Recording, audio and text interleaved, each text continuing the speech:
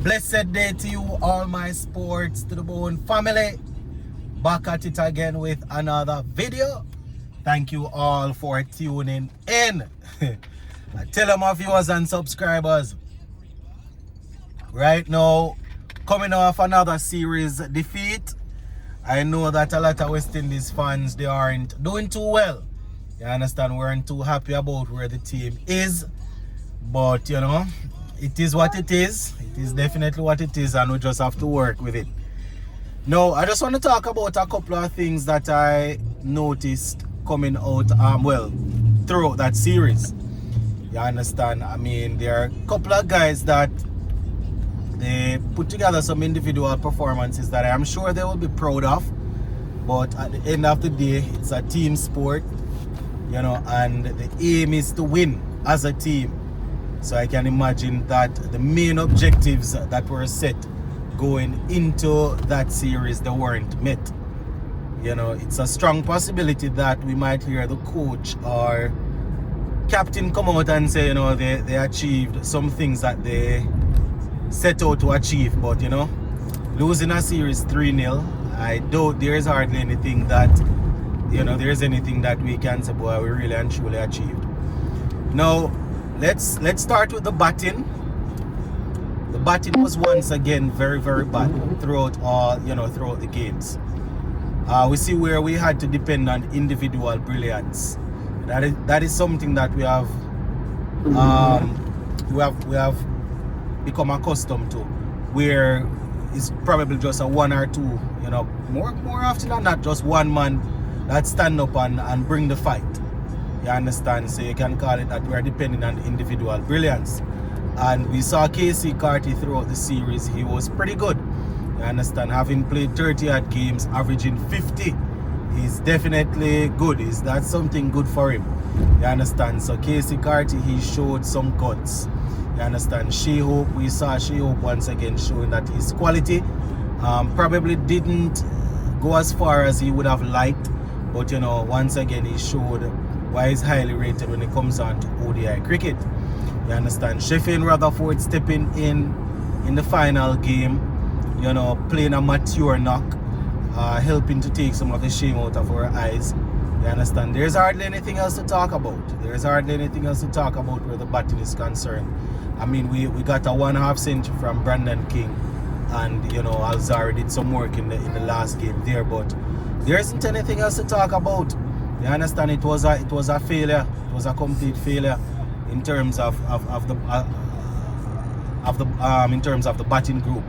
You understand? You know, if you're not scoring runs, you know, you can't win games. And as I said, individual brilliance is not something that you can always depend on, and that is what we saw. You understand? You know, guys going out there, seems as if there is no value on their wicket, no value at all. You know, I don't know what we're going to do, but this opening combination, it's definitely something that needs to be looked at.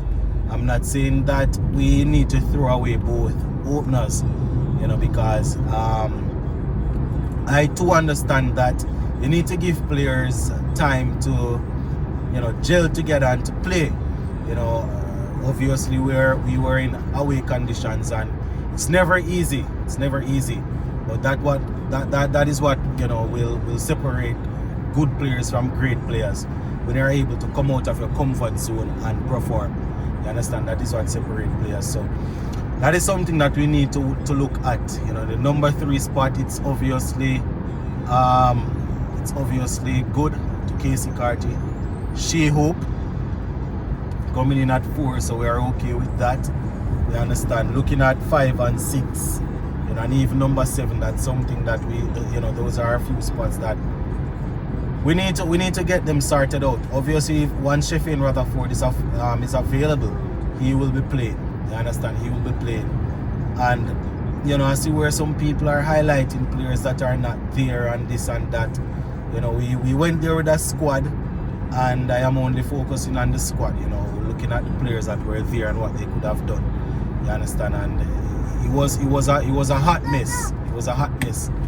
At this moment, it seems as if our cricket is actually a hot mess. You know, we see what's happening with the West Indies A. You know, the West Indies women recently didn't qualify for the World Cup, and then, boy, I tell you, it's really tough. It's really tough. So the batting, we really and truly need to get the batting sorted out.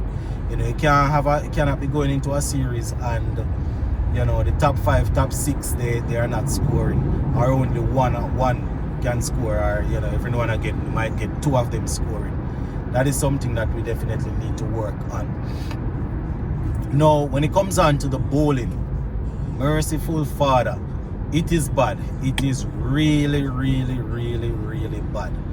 You know, I mean, in the second game, we were able to get both openers. I think we got both of their openers for duck, or, you know, for ducks and thing. But generally speaking, the bowling is atrocious. It was atrocious. It was really bad, my viewers and subscribers. And, you know, we cannot be having a game and,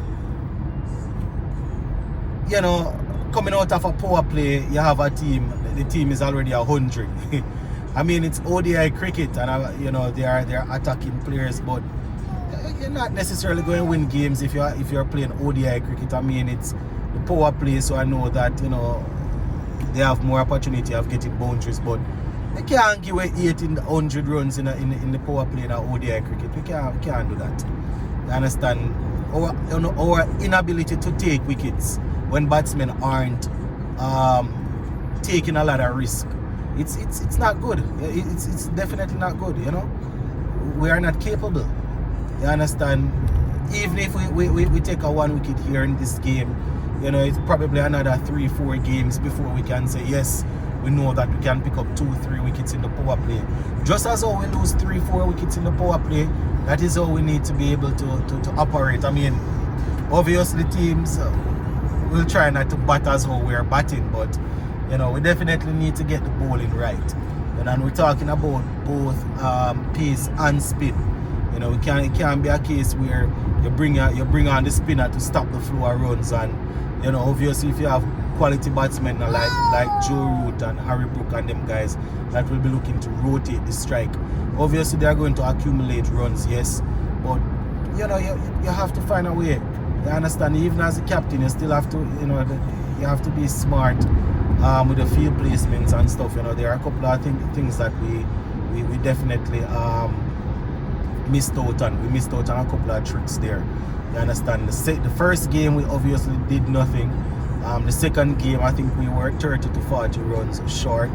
You understand? And then this second game, then the third game, you know, we got off to a start there, and, you know, it's I tell you, boy, not even say got off. We not even got off to a start. We didn't get off to a start, but we had a couple of partnerships, you know, and we thought that we would have been able to do some work in the back end.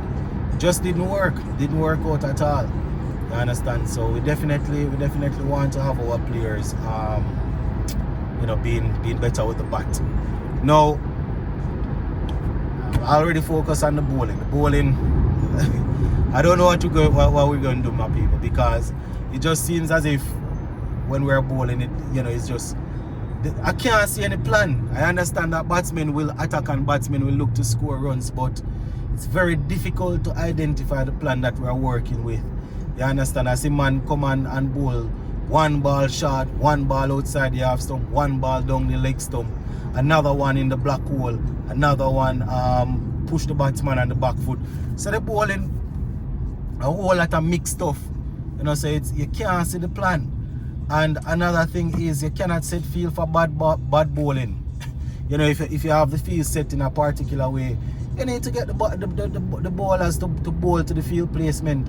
Or if the bowlers ask for a certain field, they need to bowl to it. You can't take this man and say you're going to plug him. You're going to take the man from for example, mid off or long off, and say, boy, let's put him at you know, deep square leg or somebody trying to plug a gap. If you're working with an offside field, you know, you have to bowl to the field. You understand? It's just really bad. Now, the next thing, our fielding. I've always said this is the easiest way to impact the game without having to utilize a major skill that is required in the game. When I say major skill, I mean like batting and bowling. Obviously, catching is a important skill, and throwing the ball and things. But fielding is a way that everybody can impact the game in the outfield. When a man have the ball in the hand, he is the one that is looking to impact it once he releases the ball. You understand? When you're batting, you're the one looking to impact the game. But when you're in the outfield, that is the easiest way for you to impact the game. You understand? That's the easiest way for you to impact the game, my people. You understand? When the ball comes to you, catch it. I can't understand how we have professional cricketers just... And I think it's just a case of us not being locked in. You understand? I know people can... I know we can drop catches, I've seen the best fielders put down some. But especially when your back is against the wall, you have to make sure that you're locked in, you're paying attention. If an opportunity comes, you can't grasp it. You understand? I see man have ball rolling through them foot and a dive over ball and all of them sort of things. It's just, we have to get it right, my people. We have to get it right, So there are a lot of things that happen in this series here that it's been happening for a while, my people. I've been watching and understanding cricket for over 20 years now, and it's always the same things, it's the same things. Same thing happening. Seems as if whenever we play, when teams want to get ICC points, they just need to play us. You understand? And this is not me saying that. I see people saying that the coach not good and they need to throw away the coach and all kind of. The coach, that has nothing to do with obviously you need the coach to help to fix things, but these are things that have been happening for a while. And I have said it before, just as though I can identify the bad, I will identify the good. I'm saying I'm going to give Sammy time, because obviously we weren't winning ODI series or anything. And I think last year we won a couple, right? I know that we finished off the year winning that ODI series against England. Granted, it was at home. You understand, our T20 team, it has really and truly improved. Obviously the ultimate goal is to win a World Cup or win another World Cup. But when I see people talking about the coach, I don't see they say anything about him moving the team from 9th coming down to we were at third one point. I think we're about 5th now. I don't see people saying anything about that. You understand? I'm not saying that he's the greatest thing since sliced bread, or he's the coaching genius that will save us or anything. But I'm just saying, we have to give him a little time. And I see people, I keep on pointing out that he was an average cricketer.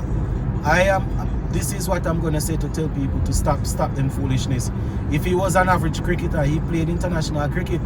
A lot of us, we are just average fans sitting down, never play competitive cricket outside of school and a little club cricket. So if we think we know best, why is it that we think that we should be talking about an average cricketer that played at international level coaching? If you think you know more than him, that shows the flaws in the reasoning. I'm not saying that, people should not criticize. I'm just saying that, we have to look what we're saying as fans, and if we're reasoning the thing. Having said that, there are a lot of work, we have a lot of work that needs to be done. You understand? We have a whole lot of work that needs to be done. The way in which we lose the games, really, really bad.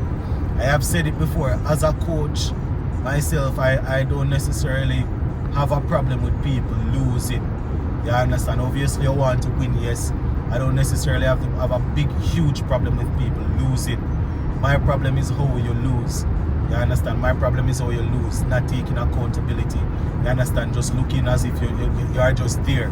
I see people bowling, and I see man come down to bat, no foot movement. They just stand up and throw it, hang up the bat, and them thing there. And these are things that we have been talking about for years. You understand? And that is why sometimes you hear me just boil it down and say the man them just not good. You understand? I know that for a fact that we have players that they are just not good. But it's just because we support the team that we're trying to encourage them and trying to say, boy, these are simple things that we want you to do. The fact of the matter is that some of the man them just not good. You understand? It is what it is, my people. You have great players, you have good players, you have mediocre, you have players who are just not good. You have, I just one of them things. You have some players who are just not good, none at all. At that level. they will perform to get into the international team, but you know they hit the ceiling at regional level. But you know, because we're supporting the cricket, we're going to be looking and saying that you know they need to improve and this and that. But there are a lot of things that happen in that series there, my viewers and subscribers, that we definitely need to work on. But you know, I just wanted to highlight those couple of things there. So we're going to leave it right there. So big up.